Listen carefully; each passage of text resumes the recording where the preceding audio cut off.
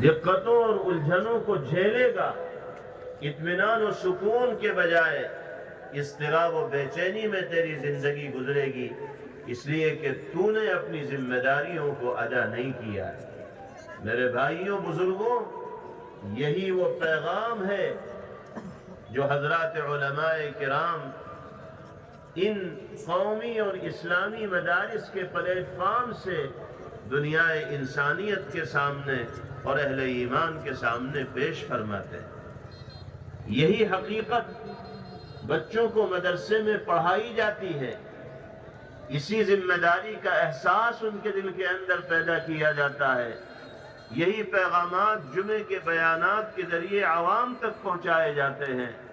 आप हजरात को भी मदरसों से और उलमा से जुड़ने का हुक्म इसीलिए दिया जाता है ताकि आप अपनी तख्लीक के मकसद को जानें, अपनी जिम्मेदारियों को समझें और फिर उनकी अदायगी का एहतमाम करें, ताकि अल्लाह की जानिब से अजर व सवाब के और इनामात के मुस्तहिक करार दिए जा सकें। आज इसी मदरसे की बरकत से हम और आप यहाँ जमा हैं और एक दूसरे से इस्तिफादा कर रहे हैं। हमें इस मदरसे को अल्लाह का इनाम तस्वुर करना चाहिए, जिसकी बरकतों से ये दीनी महफिलें हमें मैसर होती हैं, और इसकी कदर करनी चाहिए। इसकी ज़रूरियात को पूरा करने की फिक्र हो और इससे इस्तिफादे का जज्बा हो। इलाके का कोई मुस्लिम घराना ऐसा बाकी न बचे जहाँ के बड़े छोटे बच्चे बच्चियाँ कुरान पाक की तिलावत से वाकिफ न हो और दीन के बुनियादी अकायद व मसाइल से बाखबर न हो। ये हमारी अव्वलीन और सबसे पहली जिम्मेदारी है। अल्लाह ताला इस मदरसे को आबाद रखें, शादाब रखें, तरक्कियात से मालामाल फरमाएँ। मदरसे के मुंतज़िमीन, असातिज़ा, तलबा, मुआविनीन और मुहिब्बीन सबको अल्लाह अपनी बारगाह में कबूल फरमाए। व आखिरु दावाना अनिल हम्दुलिल्लाहि रब्बिल आलमीन। তো হাদিস শরীফে বলেন যে যদি তুমি তোমার জিম্মাদারি দায়িত্ব আদায় করো তাইলে তোমার আল্লাহর পক্ষ থেকে আল্লাহ তাআলা বলেন আমি পুরস্কার দিব। কি পুরস্কার? যে তোমার দিলরে আমি আল্লাহ তাআলা ধনী বানায় দেব, আর তোমার ফকিরের রাস্তারে আমি আল্লাহ তাআলা বন্ধ করিয়ে দেব। যে আল্লাহর জন্য ফারিগ হইলে আল্লাহ রাব্বুল আলামিন ধনী বানায় দেবেন, আর অভাব ফকিরের রাস্তারে আল্লাহ তাআলা দরওয়াজারে বন্ধ করে দেবেন।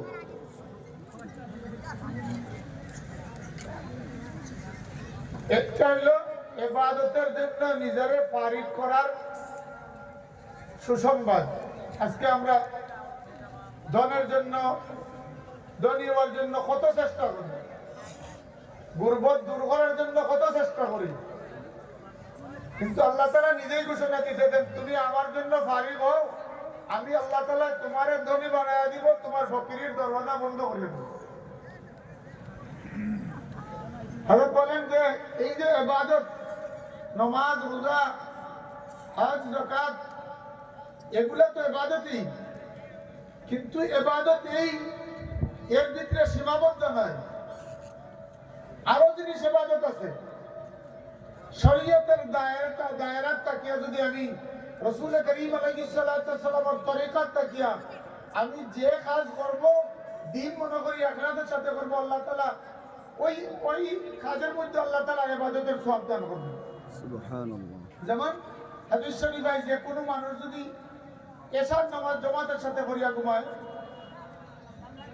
আর 7 ঘন্টা 6 ঘন্টা ঘুমানোর পরে ফজরের নামাজ যদি জামাতের সাথে পড়ে তাইলে বুয়াকে হে পুরা রাত্র নামাজের মধ্যে কাটে।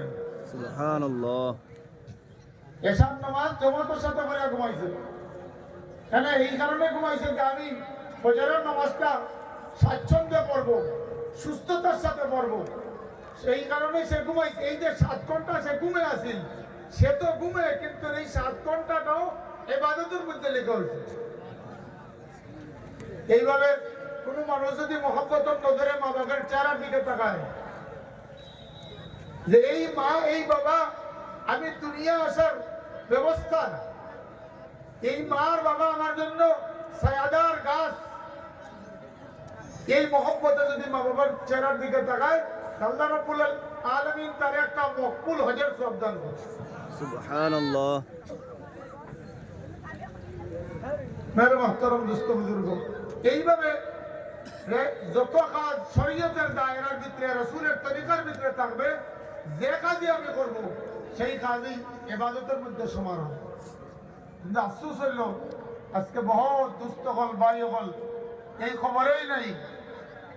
অনেক মানুষ তো নামাজই পড়ে না, মুসলমান, শরীয়তের দিকে তার ভূক্ষেপ নাই, এইদিকে তাকাই না, এবং অযথা সময় নষ্ট করে। রাসূল করিম আলাইহিস সালাতু ওয়াস সালাম বলেন, আল্লাহ তাআলা বলছেন, যদি তুমি ইবাদতের জন্য সময় খালি করো না,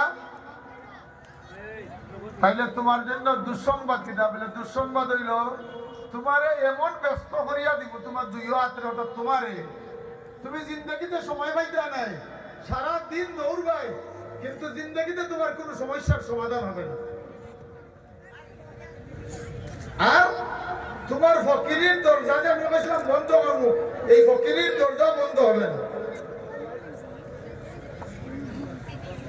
এই জন্য মেরে মুহতারাম, যে আমরা আমাদের সময়ের ইবাদতের জন্য, আল্লাহ তাআলার রাজি করার জন্য যদি আমরা ফারিগ করি, তাহলে আমরা সুসংবাদ। আর যদি আমরা ইবাদত করি না, ইবাদতের জন্য যদি আমরা আমাদের সময়ের খালি করি না বা ইবাদতের যদি করি না, তাহলে আমাদের জন্য দুঃসংবাদ। একটা হলো ব্যস্ত না বেকার কাজের মধ্যে, আর আরেকটা হলো ফকিরের দরজা বন্ধ হবে না। এই সংবাদ পৌঁছাইবার লাগি, এই পয়গাম পৌঁছাইবার লাগি উলামায়ে কেরাম হলে শুক্রবারে ওয়াজ করেন, মাদ্রাসার বাৎসরিক সভা করেন, উলামায়ে কেরামে উম্মতের সামনে এই কথা তুলিয়া ধরেন। এই কারণেই এই সমস্ত মাদারিসে কওমিয়া, যে সমস্ত কওমি মাদ্রাসাগুলায় মানুষের এই দিকেই দাওয়াত দেয়, যে যাতে মানুষে আল্লাহর ইবাদত করে, দুনিয়ার আসার উদ্দেশ্য মঞ্চে বুঝে এবং এই উদ্দেশ্য মতো কাম করিয়া সফল হয়। আল্লাহ রাব্বুল আলামিন আপনারে আমারে, আল্লাহ রাব্বুল আলামিন যে মকসদে আপনারে আমারে দুনিয়াতে বানাইছেন, সেই উদ্দেশ্য সাধিত করার তৌফিক দান করুন। সবাই বলেন আমিন। হ্যাঁ, মেরে মুহতারাম দোস্ত বুজুর্গ, আমরা মেহমান মুহতারাম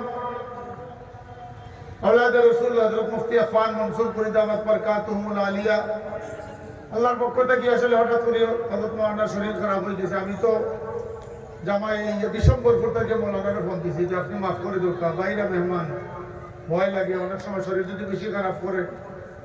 কিন্তু উনি বলতেছেন, তুমি তো প্রোগ্রাম ক্যান্সেল করার চিন্তা করো, মানছে কি তাহলে? মানছে তো মহতজুলে বলবে যে দাওয়াতও দিছে না, তাদের দাম দিলে আমার শরীরের যে অবস্থায় হোক আমাকে উপস্থিত হইতে হবে। আপনার প্রতি মহব্বত আছে, দিনই মহব্বত, দিনের জন্য মহব্বত, যে আপনারা যেন দিনদার বনিয়া জান্নাত পাশে বলেন, সেই পয়গাম লই এত দূর থেকে আইছেন। আল্লাহ তাআলা উনারে যে ইজ্জত দিবেন, শুধুই বাংলাদেশে নাই, লন্ডন থাকলে ছিল এই এলাকার মানুষ খবর লইয়া দেখো, 2-3 বছর ধরে লন্ডন যায়, এক সময় 50 মাইল দূর থেকে মানুষকে ওনার ভিতরে ফজরের নামাজ পড়বে। সুবহানাল্লাহ। তো এই দিনের দায়ী হিসাবে দিনের টাকা যায় ওনার অসুস্থ শরীর লইয়া হয়েছে। আমরা যারা আছি, আমরা আপনারা তো জামালগঞ্জের মানুষ, এলাকার মানুষ, আমরা কিছু কদর করার দরকার আছে না নাই? আছে না? আছে। যদি কদর করি না, নিয়ামত আর নাই। আর আওলাদ রাসূলের চেহারা হয়তো নাও দেখতে পারি, কেন বলে আমি ভাইয়া কদর করছি না, এই দোয়াও আর পাইব না। কারণ মুসাফিরের দোয়া কবুল হয় মুসলিম শরীফ, আল্লাহ রাসূল 3 ব্যক্তির দোয়া আল্লাহ ফিরত দেন না। এর মধ্যে প্রথম ব্যক্তি মুসাফির, যে তার বাড়ি সারিয়া 48 মাইল 77 কিলোমিটার অতিক্রম করেছে, মুসাফির, তার দোয়া আল্লাহ ফিরত দেন না। উনি মুসাফিরও, আওলাদ রাসূলও,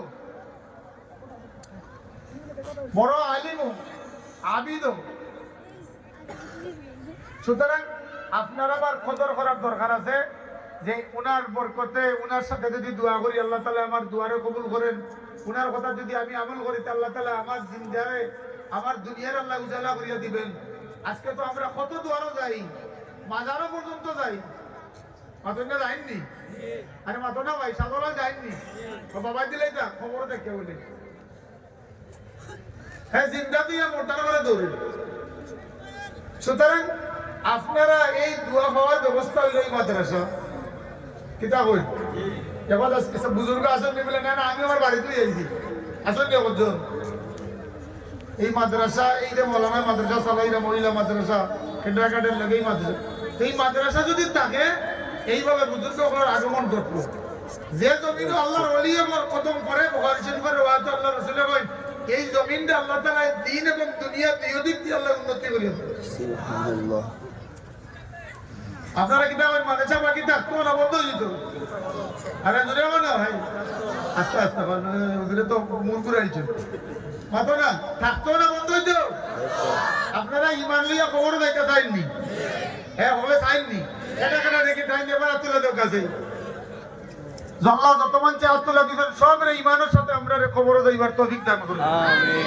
তবে আপনারা ইমান লিয়া খবর দেইতে হইলে এই দ্বীনি শিক্ষা কমই মাদ্রাসা থাকতে হইব এদের একটু মুসলমান হন আর এইদিকে যাওয়াটা আমার টাইম নেই সুতরাং আপনারা যদি চাই মাদ্রাসা থাকতো আর আওলাদ রাসূলের আগমন হইতো তাইলে এই মাদ্রাসার সহযোগিতা করা জরুরি আর আপনারা আতুলি আল্লাহর দেখাচ্ছেন ইমান লইয়া যাইতা ইমান লইয়া যাইতে হইলে দিন বাকি থাকতে হইব আর দিন বাকি থাকতে থাকার লাগি মাদ্রাসা থাকতে হইব নাইলে ইমান লইয়া যাওয়ার সুজা নাই বহুত কঠিন আর ইমান লইয়া যাইতা যদি পারো না তাইলে 60 বছর জিন্দেগি কিতা 60,000 কোটি বছর জাহান্নামের জ্বলন্ত আগুনে জ্বলা লাগবে নাউজুবিল্লাহ এর লাগি 100 জন মানুষ কারোকা বেশি নাই আমি তো কইতাম 10,000 করি 10,000 করি 10 জন মানুষ সারিলে 1 লাখ টাকা হইব ফইলা একজন মানুষ আছেন যদি আমি 10,000 টাকা দেব আপনি 10 বারেও দেন 10,000 একলগে দেওয়ার দরকার নাই যদি আপনার এই না থাকে একজন আল্লাহর বান্দা আছেন নি 10,000 টাকা বইলা দিবা যেই দিন বাকি থাকতো ইমান লইয়া খবরও দিতাম আওলাদের সবার জিয়ারত নসিব